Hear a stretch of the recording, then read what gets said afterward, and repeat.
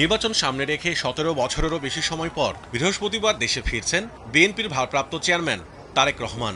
কিন্তু এখনও ভোটার হননি তিনি। আগামী ২৯ ডিসেম্বর শেষ হচ্ছে মনোনয়নপত্র জমার সময়। নির্বাচনে লড়তে হলে তার আগেই ভোটার হতে হবে তারেক রহমানকে।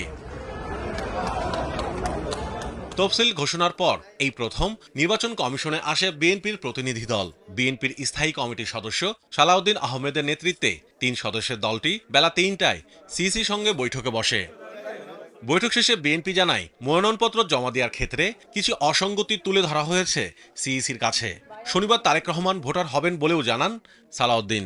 ২৫ তারিখ হচ্ছে বৃহস্পতিবার, শুক্রবার হচ্ছে ২৬ তারিখ, শনিবার ২৭ তারিখ নির্বাচনকালীন এই সময়ে নির্বাচন কমিশনের অফিস সব খোলা থাকে। সেই দিনই এই ভোটার হওয়া, আইডি কার্ড বা ভোটার আইডি বা ন্যাশনাল আইডি হওয়া সংক্রান্ত যা কিছু আছে তিনি এই ২৭ তারিখে করবেন।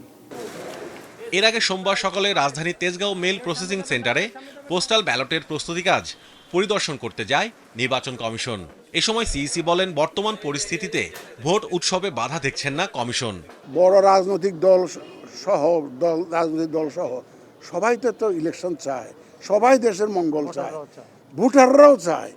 কালকে আমাদের আইন শৃঙ্খলা বাহিনী আপনি দেখেছেন, সব বাহিনী প্রধানরা একসাথে জাতিকে আমরা একটা মেসেজ দিয়েছি যে আমরা সবাই এক, ইলেকশনের ব্যাপারে সবাই এক, আমরা সুন্দর নির্বাচন সবাই চাই, সবাই মিলে আমরা ইনশাল্লাহ এটা করব। দেশে প্রথমবারের মতো চালু হওয়া পোস্টাল ব্যালট ব্যবস্থা আগামীতে বিশ্বজুড়ে একটি রোল মডেল হিসেবে পরিচিতি পাবে বলে মনে করেন সিইসি। আগামী ৩ দিনের মধ্যে নিবন্ধনের হার আরও বাড়বে বলে আশা কমিশনের। ভয় কেটে যাবে, যতই ভোটের দিন ঘনিয়ে আসবে আপনারা দেখবেন ইনশাল্লাহ আইন শৃঙ্খলা উন্নতি হবে, অসুবিধা হবে না ইনশাল্লাহ দেখবেন। Mahmudul Hasan, star news, Dhaka.